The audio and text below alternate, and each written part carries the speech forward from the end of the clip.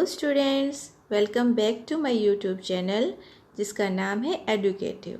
और आज हम पढ़ने वाले हैं चैप्टर 1 न्यूट्रिशन इन प्लांट्स। बच्चों, इस चैप्टर के कुछ पार्ट्स हम पहले ही कवर कर चुके हैं और इस वीडियो में हम चैप्टर के लास्ट पार्ट को कवर करेंगे। तो अगर आपने वो वीडियो नहीं देखी हैं तो उन वीडियो को देखने के लिए ऊपर जो आई बटन लगा है उसको क्लिक कीजिए और उन सभी पार्ट्स को देखिए, जिससे कि आप चैप्टर को अच्छे से समझ पाएंगे। तो चलिए चैप्टर शुरू करते हैं। तो बच्चों, हमारा नेक्स्ट टॉपिक क्या है? How nutrients are replenished in the soil. तो बच्चों, नेक्स्ट टॉपिक है हमारा कि जो सॉइल होती है, मृदा होती है, उसको अपने जो पोषक हैं वो दोबारा से कैसे प्राप्त होते हैं, उनकी पुनः प्राप्ति कैसे होती है। तो चलिए देखते हैं कैसे होती है। Have you seen farmers spreading manure or fertilizer in the fields or gardens using them in lawns or in pots? तो बच्चों, आपने देखा होगा कि जो फार्मर्स हैं, किसान हैं, वो अपने खेतों में क्या डालते हैं? खाद डालते हैं, उर्वरक डालते हैं, और अपने जो गार्डन होते हैं उसमें भी, ये जो लॉन में हम जो पोट्स उगाते हैं उसमें भी क्या डालते हैं? खाद डालते हैं। तो क्या आपने सोचा है बच्चों कभी कि जो फर्टिलाइज़र है या मैन्योर है क्यों डाली जाती है? Do you know why they are added to the soil? तो क्या आप जानते हैं कि जो फार्मर्स हैं ये मैन्योर और फर्टिलाइज़र क्यों ऐड करते हैं मिट्टी में? क्या जानते हैं बच्चों आप लोग कि क्यों ऐड किया जाता है? You learn that plant absorb mineral nutrients from the soil. तो बच्चों, आपने पढ़ा है कि जो प्लांट्स हैं, पौधे हैं, सॉइल से मिनरल न्यूट्रिएंट्स को एब्जॉर्ब कर लेते हैं। So their amount in the soil keep on declining. तो बच्चों, जब प्लांट्स एब्जॉर्ब करते हैं मिनरल और न्यूट्रिएंट्स को सॉइल से, तो उनकी मात्रा मिट्टी में धीरे धीरे कम होने लग जाती है। Fertilisers and manures contain plant nutrients such as nitrogen, potassium, phosphorus etcetera. तो बच्चों, जो फर्टिलाइज़र होते हैं और मैन्योर होता है, यानी कि उर्वरक और जो खाद होते हैं, उनमें कुछ प्लांट न्यूट्रिएंट्स होते हैं जैसे कि नाइट्रोजन, पोटेशियम और phosphorus. These nutrients need to be added from time to enrich the soil. तो इसीलिए बच्चों, इन न्यूट्रिएंट्स को टाइम टाइम पर ऐड करना मिट्टी में बहुत ही ज़रूरी होता है ताकि इनके न्यूट्रिएंट्स फिर से लौट सकें। We can grow plants and keep them healthy if we can fulfil the nutrients requirement of plant. तो बच्चों, अगर हम प्लांट्स की न्यूट्रिएंट्स की रिक्वायरमेंट को पूरा करते रहें टाइम टाइम पर, तो हम अच्छे प्लांट उगा सकते हैं और हेल्दी प्लांट उगा सकते हैं और उनको हेल्दी भी रख सकते हैं। तो इसीलिए हमें टाइम टाइम पर सॉइल में मैन्योर और फर्टिलाइज़र ऐड करते रहना चाहिए, जिससे कि सॉइल को नरिशमेंट मिलता रहे और जो प्लांट्स हैं वो हेल्दी रह सकें। Usually crop require a lot of nitrogen to make protein. तो अक्सर बच्चों, जो क्रॉप होती हैं, फसलें होती हैं, उनको बहुत सारी मात्रा में नाइट्रोजन की ज़रूरत होती है प्रोटीन बनाने के लिए। After the harvest the soil become deficient in nitrogen.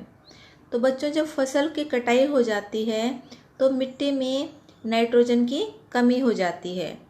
You learn that दो nitrogen gas is available in plenty in the air, plant can not use it in the manner they can use carbon dioxide. तो बच्चों, आपने ये पढ़ा है कि जो हमारी एटमॉस्फेयर है, एयर है, उसमें बहुत ज़्यादा मात्रा में नाइट्रोजन गैस अवेलेबल है, लेकिन जो प्लांट्स हैं वो उसको उसी रूप में यूज़ नहीं कर सकते, गैसेस फॉर्म में यूज़ नहीं कर सकते जैसे कि वो कार्बन डाइऑक्साइड को यूज़ करते हैं। तो फिर बच्चों कैसे करते होंगे यूज़, बताइए? They need nitrogen in A soluble form. तो उन्हें नाइट्रोजन की एक सोल्यूबल फॉर्म में ज़रूरत होती है। The bacterium called rhizobium can take atmospheric nitrogen and convert it into a soluble form. तो बच्चों, इसीलिए एक राइजोबियम नाम का बैक्टीरिया होता है जो कि एटमॉस्फेरिक नाइट्रोजन को सोल्यूबल फॉर्म में कन्वर्ट कर सकता है। But rhizobium can not make its own food. लेकिन बच्चों जो ये राइजोबियम बैक्टीरिया होता है ये अपना फूड खुद प्रिपेयर नहीं कर सकता। So it lives in the roots of gram, peas, moong, beans and other legume and provide them with nitrogen। तो बच्चों क्योंकि ये अपना खुद फूड प्रिपेयर नहीं कर सकता इसीलिए ये और प्लांट के रूट में रहता है, जैसे कि ग्राम है, चना है, पीस, मूंग या बीन्स हैं या और भी जो फलीदार पौधे होते हैं उनकी जड़ों में रहता है और उनको नाइट्रोजन प्रोवाइड करता है। Most of the pulses are obtained from leguminous plant. और अधिकतर जो दालें हैं वो हमें कहाँ से मिलती हैं? इन्हीं फलीदार पौधों से मिलती हैं। In return the plants provide food and shelter to the bacteria. और इसके बदले में जो प्लांट हैं वो इन बैक्टीरिया को शेल्टर प्रदान करते हैं और फूड प्रदान करते हैं, क्योंकि ये अपना भोजन खुद तो बना नहीं पाते तो इसलिए यही इनको शेल्टर और फूड प्रोवाइड करते हैं। दे दस हैव ए सिम्बायोटिक रिलेशनशिप। और इसीलिए इनमें दोनों में आपस में क्या होता है? सह संबंध होता है। This association is a great significance for the farmers. और जो ये संबंध है इनका दोनों का आपस का, इसका फार्मर्स के लिए, किसान के लिए बहुत ही महत्वपूर्ण रोल होता है। They do not need to add nitrogen fertiliser to the soil in which leguminous plant are grown. तो जो किसान हैं उनको अपने जो सॉइल है, मिट्टी है खेतों की, उसमें नाइट्रोजन फर्टिलाइज़र ऐड करने की ज़रूरत नहीं पड़ती जहाँ की वो इन फलीदार पौधों को उगाते हैं। अगर कोई किसान अपने खेतों में ये फलीदार पौधे उगाता है तो उसको नेक्स्ट फसल के लिए उसमें फर्टिलाइज़र का यूज़ नहीं करना पड़ता, क्योंकि जो नाइट्रोजन की रिक्वायरमेंट होती है सॉइल की वो ये लेग्यूमिनस प्लांट्स पूरे कर देते हैं, क्योंकि इनकी जो रूट्स हैं इनमें कौन रहता है बच्चों? कौन से बैक्टीरिया पाए जाते हैं? राइजोबियम बैक्टीरिया पाए जाते हैं। In this chapter you learn that most of the plant are autotroph. तो बच्चों आपने इस चैप्टर में पढ़ा कि अधिकतर जो प्लांट हैं वो क्या होते हैं? ऑटोट्रॉप, यानी कि स्वपोषी होते हैं, जो कि अपना फूड खुद ही प्रिपेयर करते हैं। Only a few plants adopt other modes of nutrition like parasitic and saprotropic। और कुछ ही ऐसे प्लांट हैं जो कि न्यूट्रिएंट्स को, पोषण को पाने की और विधियां अपनाते हैं, जैसे कि पैरासाइटिक और saprotrophic. They derive nutrition from other organism. और ये अपना न्यूट्रिशन कहाँ से प्राप्त करते हैं बच्चों? और दूसरे जीवों से प्राप्त करते हैं। All animals are categorized as heterotrophs since they depend on plants and other animal for food। और जितने भी एनिमल्स हैं उनको हेटरोट्रॉप की श्रेणी में रखा गया हुआ है, कैटेगरी में रखा हुआ है, क्योंकि ये अपने फूड के लिए या तो प्लांट पर डिपेंड होते हैं या और एनिमल्स पे डिपेंड करते हैं। Can we say that the insectivorous plant are partial heterotroph. तो बच्चों इससे आप क्या कह सकते हैं कि जो इंसेक्टिवोरस प्लांट होते हैं, कीट भक्षी जो पौधे होते हैं, वो भी कुछ हद तक हेटरोट्रॉप्स होते हैं। तो बताइए बच्चों, क्या आपको ऐसा लगता है कि होते हैं या नहीं होते हैं? तो बच्चों अब हमारा चैप्टर तो कंप्लीट हो गया है, लेकिन अब देखते हैं कि आपको चैप्टर कितना समझ में आ पाया है। तो इसके लिए कुछ बुक एक्सरसाइज कर लेते हैं। तो देखिए सबसे पहले क्या दिया है? Mark T if the statement is true and F if it is false। तो आपको कुछ स्टेटमेंट्स दी हुई हैं, अगर वो ठीक हैं तो उनके सामने आपको क्या मार्क करना है? T। और अगर वो रॉन्ग हैं तो उनको के सामने आपको F मार्क करना है। तो चलिए देखते हैं फर्स्ट सेंटेंस क्या है। Carbon dioxide is release during photosynthesis. तो बच्चों आप सबने चैप्टर में पढ़ा है कि जो फोटोसिंथेसिस का प्रोसेस होता है उसके दौरान कौन सी गैस रिलीज होती है? ऑक्सीजन। तो इसलिए स्टेटमेंट कैसा है? रॉन्ग है। तो इसलिए हम टिक कर रहे हैं एफ को, ये एफ। नेक्स्ट देखिए, plants which synthesize their food themselves are called सेप्रोट्रॉप।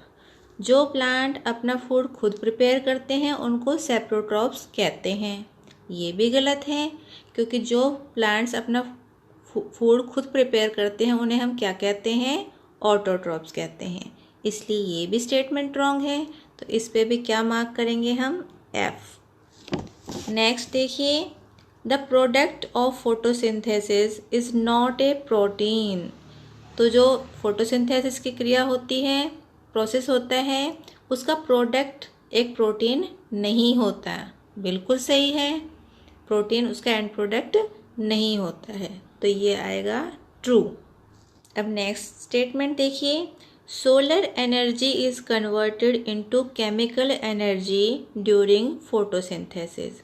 तो बच्चों इसमें क्या बताया हुआ है कि जो सोलर एनर्जी है वो केमिकल एनर्जी में कन्वर्ट हो जाती है फोटोसिंथेसिस की क्रिया के दौरान। तो बच्चों बिल्कुल ठीक है ये, क्योंकि जो सोलर एनर्जी है वो केमिकल एनर्जी में कन्वर्ट होती है, तो इसलिए ये भी क्या होगा? ट्रू।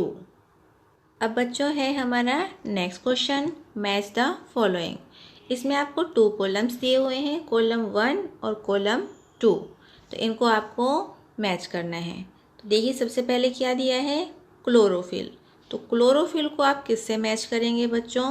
क्लोरोफिल को करेंगे हम लीफ से मैच। किससे करेंगे? लीफ से। अब नेक्स्ट है नाइट्रोजन। तो नाइट्रोजन को किससे मैच करेंगे? इसको करेंगे हम बैक्टीरिया से। अब उसके बाद क्या दिया है? अमरबेल। तो अमरबेल क्या है बच्चों? पैरासाइट है, तो इसलिए इसको कर देंगे हम इससे, पैरासाइट से मैच। फिर है एनिमल्स। तो एनिमल्स क्या होते हैं बच्चों? हेट्रोट्रॉप होते हैं, इसलिए एनिमल्स को करेंगे यहाँ हेट्रोट्रॉप से। उसके बाद है इंसेक्ट। तो इंसेक्ट को किससे मैच करेंगे? पिचर प्लांट से, क्योंकि इंसेक्ट को कौन खा लेता है? पिचर प्लांट डाइजेस्ट कर लेता है, तो इसलिए इसको मैच किया यहाँ पिचर प्लांट से। और अब है हमारा last question, fill in the blanks.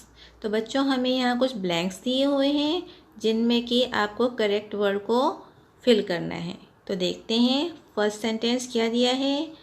Green plants are called dash since they synthesise their own food. तो बच्चों ग्रीन प्लांट क्या कहलाते हैं? क्योंकि वो अपना खुद फूड प्रिपेयर करते हैं, इसलिए उनको हम क्या कहते हैं? ऑटोट्रॉप्स। तो इसमें क्या लिखेंगे बच्चों आप? ऑटोट्रॉप लिखेंगे। अब नेक्स्ट देखिए, the food synthesised by the plant is stored as. जो पौधों के द्वारा फूड सिंथेसाइज होता है, प्रिपेयर होता है, वो किस फॉर्म में स्टोर किया जाता है? तो बताइए बच्चों क्या आएगा? यहाँ पे आएगा स्टार्च। क्या लिखेंगे बच्चों आप यहाँ पर? स्टार्च। नेक्स्ट देखिए, see in photosynthesis solar energy is captured by the pigment called. तो जो बच्चों फोटोसिंथेसिस है उसमें सोलर एनर्जी कौन से पिगमेंट के द्वारा कैप्चर की जाती है? बताइए कौन सा पिगमेंट होता है? इसमें हम लिखेंगे क्लोरोफिल। क्या लिखेंगे? क्लोरोफिल। अब नेक्स्ट देखिए, during photosynthesis plant take in dash and release dash. तो बच्चों जो फोटोसिंथेसिस का प्रोसेस होता है उसमें प्लांट क्या तो अपने अंदर लेते हैं और क्या रिलीज करते हैं। तो बताइए कौन सी गैस वो लेते हैं और कौन सी रिलीज करते हैं? तो यहाँ आएगा कार्बन डाइऑक्साइड, और रिलीज कौन सी करते हैं वो? ऑक्सीजन। तो यहाँ लिखेंगे ऑक्सीजन। तो बच्चों ये सभी फिलअप्स आपको फिल करके अपने टीचर्स को दिखाने हैं कि आपने ठीक से फिल किया है या नहीं किया। तो बच्चों आज की वीडियो में बस इतना ही, लेकिन अगर आपको वीडियो पसंद आई है और चैप्टर समझ में आया है तो वीडियो को लाइक कीजिए और अपने सभी फ्रेंड्स के साथ इसको शेयर ज़रूर कीजिए। और अगर आप चैनल पर नए हैं तो चैनल को सब्सक्राइब कीजिए और बेल आइकन को प्रेस कीजिए, जिससे कि हमारी सभी वीडियोस को आप देख पाएँ और अपने सभी चैप्टर को ठीक से समझ पाएँ। और लास्ट में बस यही कहूँगी, घर पर रहिए मगर पढ़ते ज़रूर रहिए। Thank you for watching my video.